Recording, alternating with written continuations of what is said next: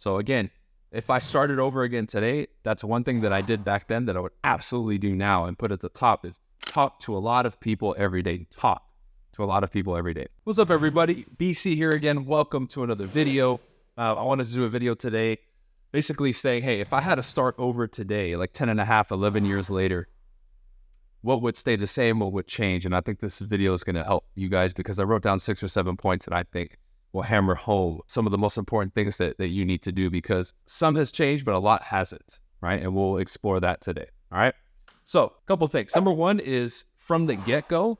You see, I started doing this later because I learned this and I applied this, but from the beginning, I would really focus on becoming a local superstar. So if I started again in real estate and in business, again, 10, 11 years later, immediately I would be contacting local businesses, interviewing them, talking about them on social media, establishing myself, going to local schools, right? Donating to the kids and sponsoring their teams if I can, offering to speak, right? I would really entrench myself locally and be involved, local chamber of commerce, like totally do that. Go to the local developers and shoot videos of their properties and developments and feature it online, right? Interviewing those local business owners, doing home buying seminars and home selling seminars and inviting all those people from the city there too, right? Really entrenching yourself locally, because I did this later on, but in the beginning, I was only focused on just prospecting, right? Which is great, and I'm going to recommend on this video too. But understand that when you build that local star power, that local celebrity, that local status, it pays you 100-fold later on, and you have to build it from the ground up. So when I say local superstar, feature your local businesses and make content too. Hey, like me being in Miami now, this is why I decided to move to Miami. Here's what $500,000 can buy you in Miami. Here's, the top 5 restaurants to go to in Miami, right? And as part of that video, you can interview some of these people too, right? Making content around where you live and the cities that you work in, interviewing the businesses, right? Getting known, right? Involving yourself in the community, do some charity, right? Build that local star power and superstar status, right? Because whether it's developers, local businesses, or whatever it is, it will pay you 100-fold later on. And you'll be building your database with powerful, established, known, right, individuals who have power, money, respect, and all the stuff that you really want. And when you entrench yourself in that and you build based around that, it gives you an edge over a lot of other people, especially in the respect category and the trust category. Okay? Let's start with that. Number 2 is immediately. I did this okay, but I could have done it much better. Immediately contact regularly, but especially right when you're licensed and you're starting that first day, everybody that you know, coworkers, ex-coworkers, right? Family, friends, people you went to school with, high school with, college with, everybody. Make that list of 50, 100, 200 people and contact them all immediately and frequently, telling them, I just got licensed. I want to help people buy or sell or invest in real estate. I'm working with this company. It's great. I'm here to help, right? I have support so we can help you buy or sell, and you'll have all that track record and experience of my company and all the people that work with me to, represent you on your behalf. I did this okay, right? I could have done it much better. And if I started over again today, I would 100% accentuate that. I would set up the emails, the drips. I would, have people follow me on social media, right? I would contact them and call them and text them more frequently. If you do that better, man, your first year, especially in getting that momentum, will be easier for you. Why? If you remember, right, for those of you who have been following me, even on my old platform years ago, Antonio, family friend of ours, ended up being my first client. And I started contacting people initially before I was even licensed.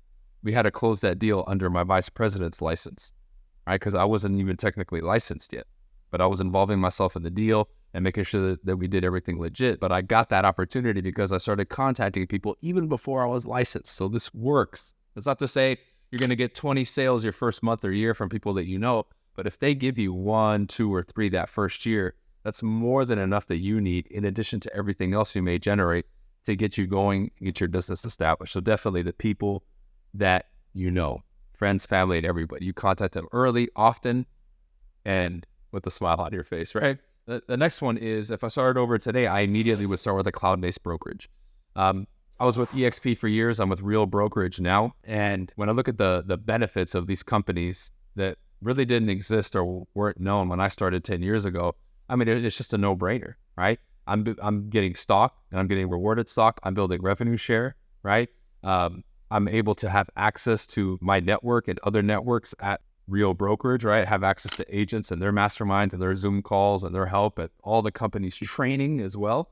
I mean, it's just the value is unprecedented. I wish I had that when I started 10 years ago. It would have made it a lot easier. Because when I started 10 or 11 years ago, I walked into the office, I said, there's your desk, there's your phone, get to work. And they walked away. And we had to figure it out, right?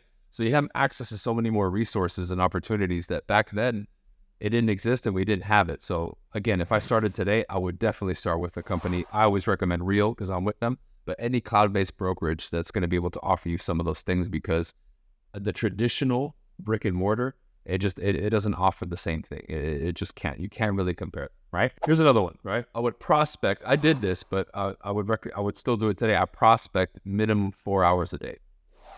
If I started again, minimum half of my workday, if I worked 8 hours, if I worked 10 hours, it would probably be 5, would be spent lead generating, calling people, going door to door, hosting open houses, right? Putting my booth at a flea market where there's a ton of people and talking to them about real estate. Like, it would be prospecting and talking to people 4 or 5 hours a day. People still sleep on this. You would generate so many leads and get so many appointments and get so much better in your skill set and become a very sharp agent quickly if you prospect 4 or 5 hours a day. Is it boring? Yes. Can it be painful at times? Absolutely. But what else do you have to do? Now more than ever, right? I think the communication skills and skill set of most people has declined. So by you doing this, not only will you develop it, you'll have access to so many more opportunities, because I truly believe that less people are doing these activities at a high level than they were 10 years ago. So you're going to have less competition. Everybody's running online, which is great. Do your social media and build that. But the traditional stuff, prospecting 4 or 5 hours a day, again, if you're new and you don't have anything going on, is your best bet. It's not the most sexy, it's not the most glamorous, but it's going to get you results, which is what you want.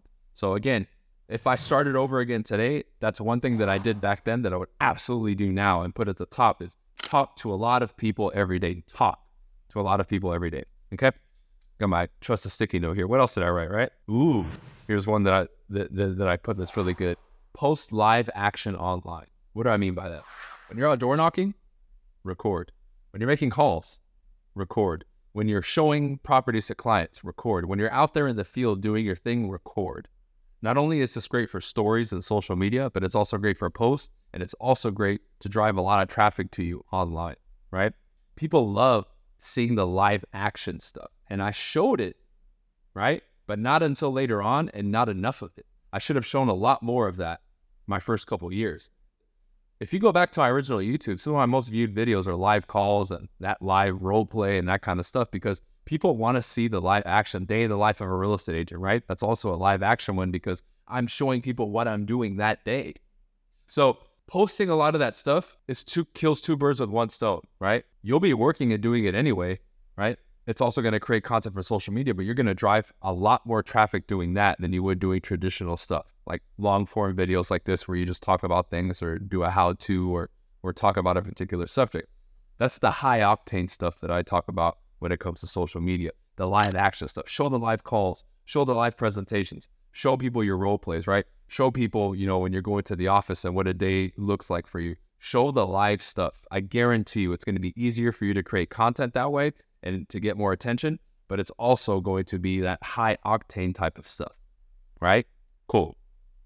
Continuing on, build a referral network, right? I did this later on, but I didn't do it right in the beginning. When you're creating content out there in the field, build an agent referral network, right? Capture the information, the email, the phone number of all these agents that you're connecting with online and in person in these different cities and places. Why? That will give you a lot of extra business and respect in the long run, right? I've lost count of how many deals I've closed from receiving referrals and sending out referrals at this point. I mean, there would be years where we would do 40 or 50 transactions, TBC, just from agent to agent referral in 1 year. That's almost like a deal a week. But because of my online presence, the email list, and the referral network, we were sending out and receiving all the time. Got to the point where I'd be getting checks sometimes in the mail, like what deal was that for? And then we would look back at, we sent out that referral, or they sent it to us 2 months ago and it finally closed, or vice versa, right? But be mindful about this. Because if you do that, man, you'll increase your opportunities to get listings and buyers like crazy, okay? So in summation, right, there's obviously a lot more. You guys can add more if you started over, some of the things that you would do. I'd be curious to hear that in the comment section. But those are just a couple of things that I think would be great for people to get started, because if you did that, I think your trajectory for having a good business would be very, very strong. Okay, so I appreciate you guys watching. Check the links below. We do, and I do, consultations with people online through Zoom. I also offer coaching. I have 3 tiers. If you want to check that stuff out, go to bryancasellacoaching.com. You want to talk to me about Real Brokerage, all the other links as well will be in the description. All right, peace out, guys. We'll see you in the next video.